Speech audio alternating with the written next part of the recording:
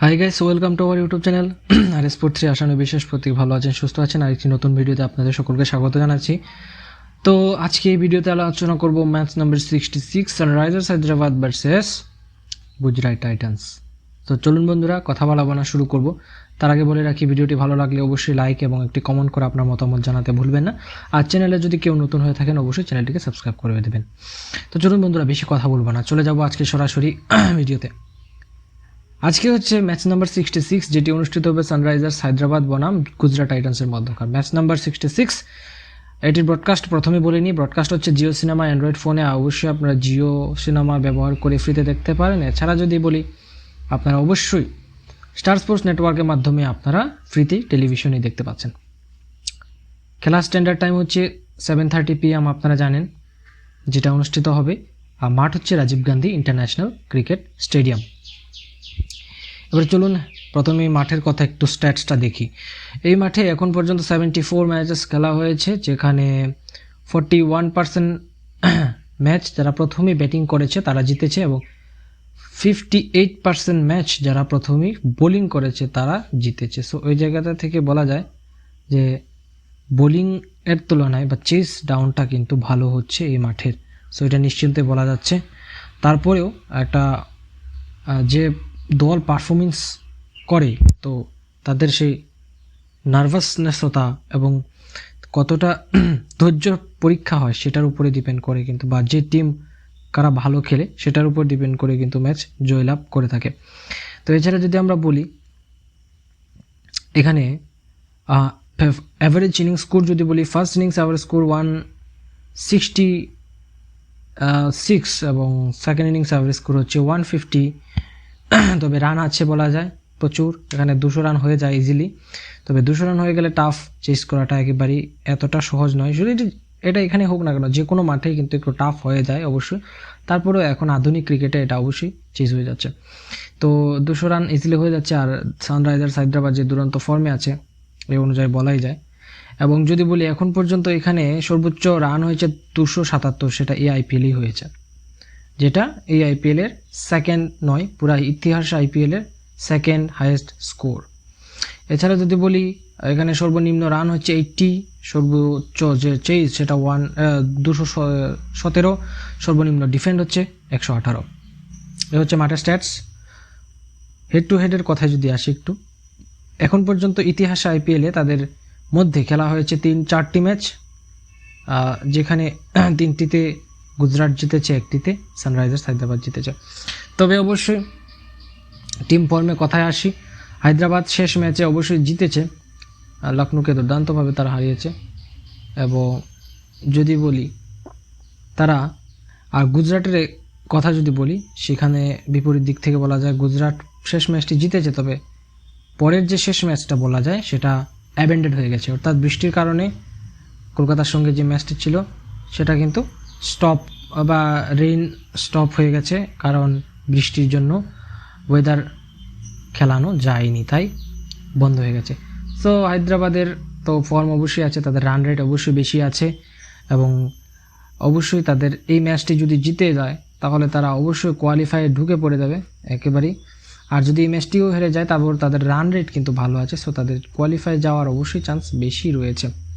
এর নিচে যদি বলি, দিল্লি আছে, লখনৌ হেরে গেছে, হারা যাওয়াতে অবশ্যই লখনৌ ছিটকে গেছেই বলা যায়, কারণ পরের ম্যাচটি জিতলেও তাদের বিগ মার্জিনে জিততে হবে।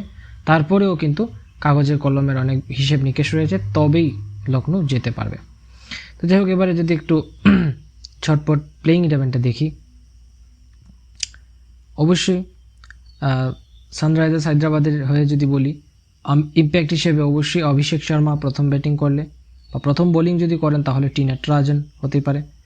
এছাড়া যদি গুজরাটের কথা বলি তাহলে অবশ্যই সাই সুদর্শন ফার্স্ট ব্যাটিং, সেকেন্ড ব্যাটিং অবশ্যই হয়তো আমরা সন্দীপ ওয়ারিয়ার কিংবা আরও দর্শন নালকান্ডে বা সাই কিশোর কাউকে দেখতে পারি, তবে সন্দীপ ওয়ারিয়ারকে হয়তো আমরা দেখব। তো এবার যদি প্লেইং ইলেভেনটা একটু দেখিনি, ধরুন গুজরাট প্রথম ব্যাটিং পড়ে গেছে, তাহলে প্লেইং ইলেভেনটা কীরকম হতে পারে আমরা একটু দেখিনি। শুভমান গিল, সাই সুদর্শন, হয়তো ম্যাথিউ ওয়েড কিংবা ঋদ্ধিমান সাহা, তারপরে হচ্ছে আমরা ডেভিড মিলার, শাহরুখ খান, রাহুল তেওয়াটিয়া, এবং যদি বলি নূর আহমেদ, রশিদ খান, এবং থাকবেন আমাদের যদি বলি এক্ষেত্রে মোহিত শর্মা থাকবেন এবং উমেশ যাদব। এই হচ্ছে তাদের দল। তবে হ্যাঁ, আরেকটা বাদ রেখেছি, আর সেটা হচ্ছে বিজয়কান্ত ভিয়াসকান্তকে হয়তো আমরা দেখতে পাবো লেগ স্পিনার, এই স্পিনারটাকে আমরা দেখতে পাবো। এবং যদি আমরা ইম্প্যাক্ট হিসেবে অবশ্যই সন্দীপ ওয়ারিয়ারকে দেখতে পারি, কিংবা সাই কিশোর, কিংবা দর্শন নালকান্ডে। এখানে মাঠ বড় হলেও বাউন্ডারি মোটামুটি বড় থাকে, তারপরে রান কিন্তু আছে। তো দেখা যাক কত নম্বর পিচে খেলা হয়, কি হয় আসল বিষয়। এবারে যদি আমরা হায়দ্রাবাদের কথা আসে, ধরুন হায়দ্রাবাদ প্রথম ব্যাটিং করেছে, তাহলে অবশ্যই Abhishek Sharma, Travis head, big জুটি, এডেন মার্ক্রাম তো হয়তো আমরা আজকেও হয়তো দেখতে পাবো না। আবার হ্যাঁ, জেলেও যেতে পারে, সেটা হচ্ছে জেলেও যেতে পারে। তো দুঃখিত, আরেকটা কথা হচ্ছে, আমরা গুজরাটে যে বিজয়কান্ত ভিয়াসকান্ত বলেছি সেটা হায়দ্রাবাদের প্লেয়ার, তার জন্য আমরা দুঃখিত যে আমাদের কালেকশন করে দিচ্ছি। তো অবশ্যই বিজয়কান্ত ভিয়াসকান্ত নয়, তিনি হায়দ্রাবাদের হয়ে খেলবেন। তো গুজরাটের তার জায়গায়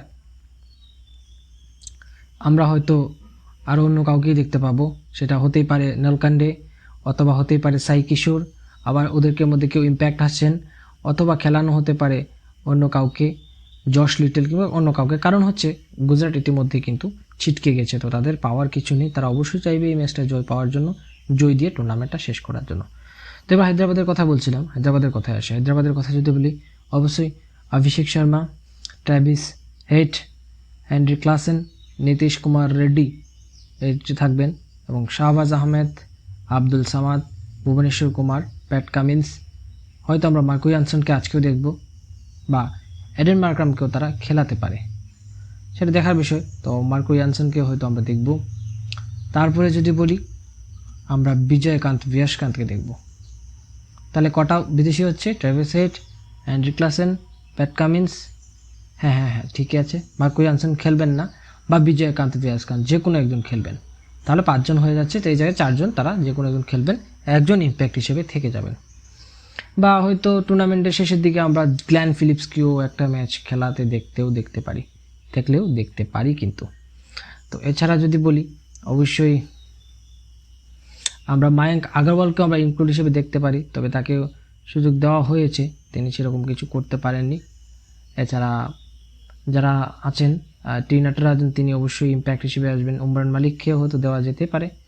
আর এছাড়া যদি বলি জাইদা ভুনাটকাট রয়েছেন, ওনাকেও সুযোগ দেওয়া যেতে পারে। এই হচ্ছে কথা। আজ গুজরাটের আরেকটা ক্রিকেটারের কথা বলেছি, মিস করেছি, সেটা হচ্ছে কার্তিক ত্যাগী। তো এই ফাস্ট বোলার কার্তিক ত্যাগী হয়তো গত ম্যাচে তিনি চান্স পেয়েছিলেন, তো এই ম্যাচে হয়তো তিনি থাকবেন, তো ওনাকে হয়তো নেওয়া হতে পারে। এই হচ্ছে এখনকার মতো আপডেট। অবশ্যই তো ভালো লাগলে একটি লাইক, একটি কমেন্ট করে আপনার মতামত জানাতে ভুলবেন না। তো এরকম আরও যদি আপনাদের ভিডিও পেতে হয় তাহলে অবশ্যই চ্যানেলটিকে সাবস্ক্রাইব করবেন।